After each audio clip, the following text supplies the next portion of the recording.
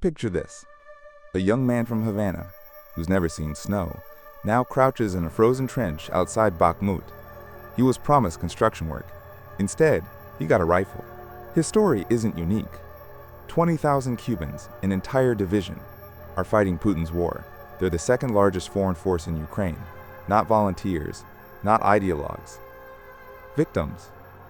During the Cold War, Cuba sent 430,000 soldiers abroad. They believed in a cause. Today's Cubans? They were sold, literally, for the price of a Netflix subscription. This is the story of how economic collapse turned citizens into commodities, and how one desperate island became Putin's discount body supplier. To understand why Cubans are dying in Europe, you need to understand Cuba in 2024. The numbers are catastrophic. 89% of Cubans live in poverty. The average monthly wage? $17. Not a typo, 17. A carton of eggs costs nearly a day's wages. Meat is a luxury reserved for tourists. Power outages last 8 hours. Medicine vanished from hospitals years ago. 500,000 people fled the island in 2 years. That's 5% of the entire population. Cuba isn't just struggling, it's collapsing in slow motion. For the regime in Havana, this crisis isn't just political, it's existential. The state needs foreign currency, desperately, and they found a buyer. Moscow came knocking with a deal, not for sugar or cigars, for something more expendable, Cuban lives. The recruitment starts on your phone, WhatsApp groups, Telegram channels, Facebook ads, all promising the same thing: escape. Construction work in Russia, $2,000 per month, housing included, visa arranged, apply now. $2,000. That's 117 times the average Cuban salary. For a construction worker in Havana, it's not an opportunity. It's a miracle. Recruiters operate openly. They hold meetings in private homes. They process paperwork. They arrange flights. The Cuban government watches and does nothing. Young men board planes to Moscow. They carry backpacks and dreams. Most have never left Cuba. Many have never held a passport. But there's no construction site waiting in Moscow. There's a training ground, and after 2 weeks of basic training, sometimes less, there's a bus heading west, to the meat grinder. Cubans aren't alone. Putin built his war machine on a global clearance sale. Nepalese, Indians, Syrians, Senegalese, men from 30 different countries. They call it the United Colors of Putin, a bitter joke. Because on the front lines, it's chaos. Nobody speaks the same language. Russian commanders bark orders nobody understands.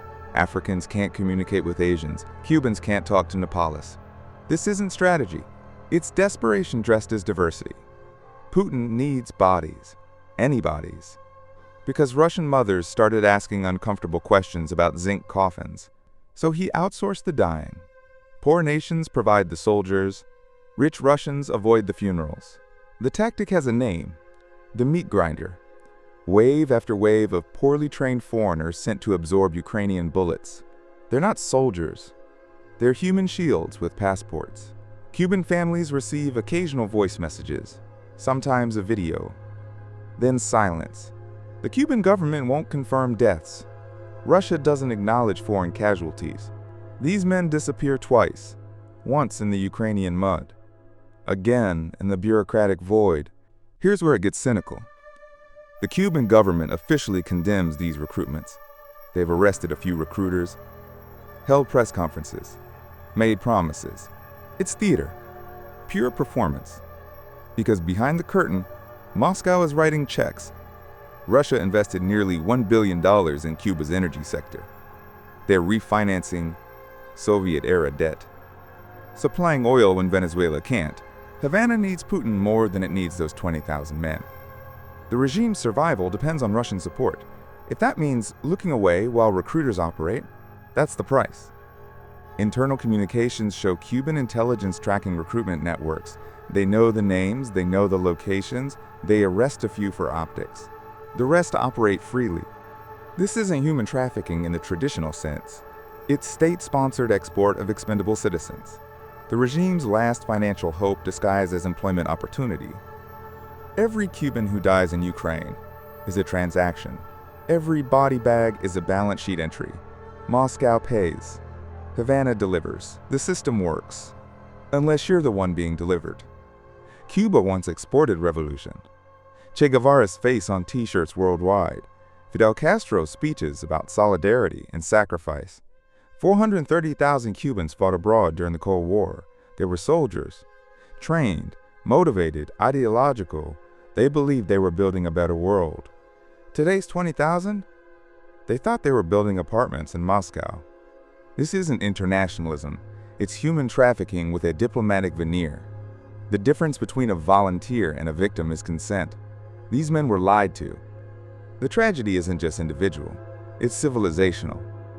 Cuba spent decades building a mythology around sacrifice and solidarity.